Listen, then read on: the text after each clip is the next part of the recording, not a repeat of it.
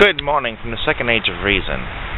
February is here, and you can see it's clearly minus 17 centigrades.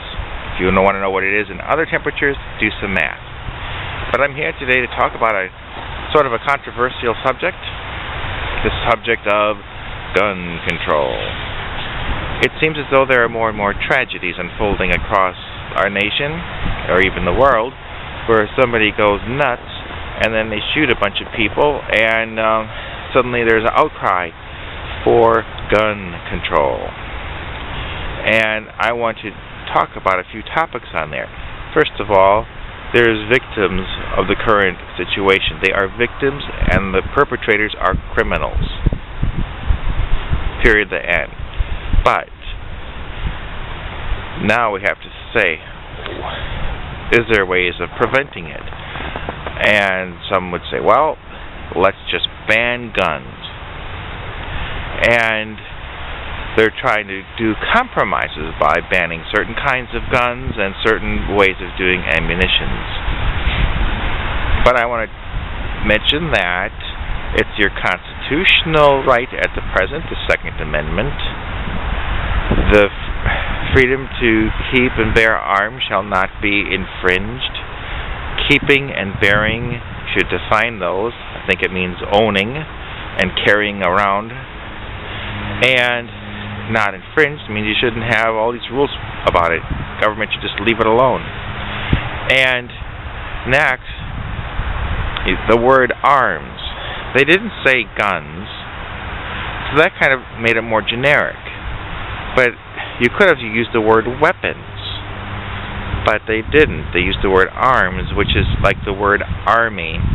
So I think they mean something that could be used in a military sort of method.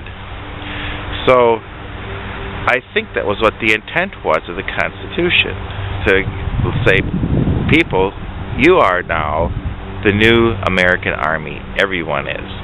And that way, you don't have an outrageous military budget because you're limited by how much every individual citizen can spend on their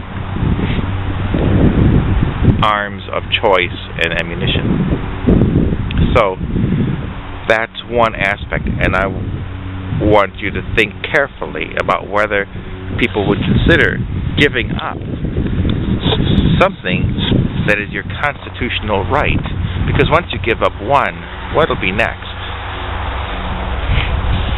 It might just be a simple matter of education. We have the right of freedom in the press, freedom of speech in the press. And for that, to use that right properly, we go to school. You have the freedom of worship. You can worship any God you want, how you want. And you're not born with that ability. You have to get some training from your church. Well, likewise, I think with guns and weapons, I think it's time that they have an education process put in so that people are given the proper training and learn the proper respect and ethics and rules so that you don't have all these accidents. Secondly, a massive gun ban across the country is essentially what I would call collective punishment. And I don't know about you, but I don't believe in collective punishment, saying just because there's a few crazy people, we should make it banned for everybody. Next is the issue of the crazy people.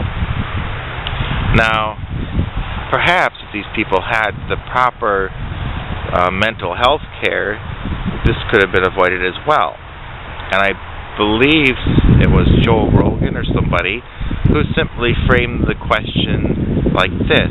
He said, America has a psychological problem that's being framed as a gun problem. And America also has a tyranny problem that's being phrased as a security problem. And I think there's a lot of truth in that. So you have to think about that, where you want your country and your laws and your society to go. Because you're here and now and you have a certain level of freedom. What do you expect your children to have and your grandchildren? Do you want them to have a massive police prison state? So I just thought that's something to think about as they bring all these things up. People think, well, maybe, the government is afraid. And they probably are and should be. But there probably is some profit motive in it. So I think, even though they're going to say gun ban, I don't think it's going to go down to a total gun ban. But I do think they're going to say, well, we're going to have to take preventive measures. Somebody, in other words, is going to profit handsomely, namely TSA and their contractors, because they're showing that gun violence can happen at church, it can happen at the shopping mall, it can happen at school, it can happen at airports, it can happen anywhere.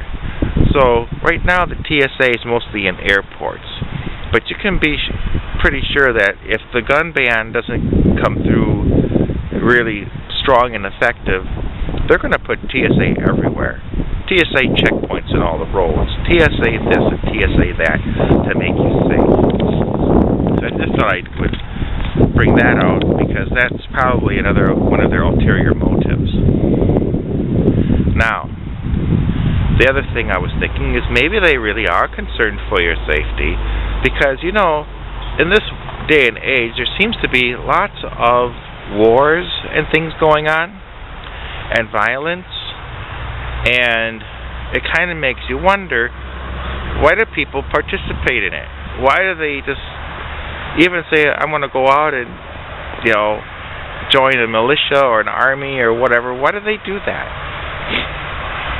And I'm wondering if they have some kind of a mind weapon, a mental weapon, that makes people want to just either go crazy and shoot a bunch of people or have a war. And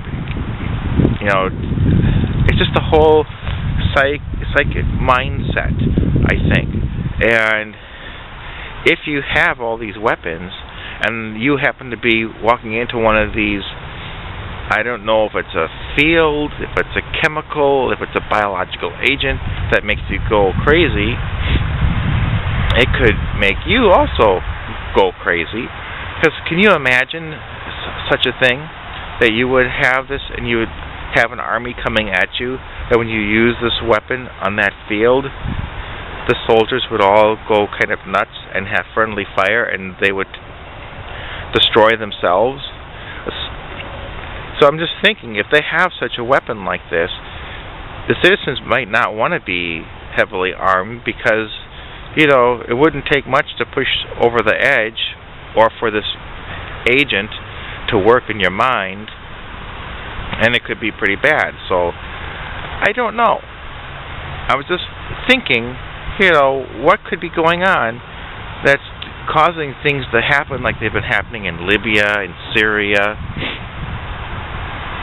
And we start to see little oddball things happening here in America. So, food for thought. Leave your comments below. I invite discussion. And what do you think? Until later, we'll be seeing you.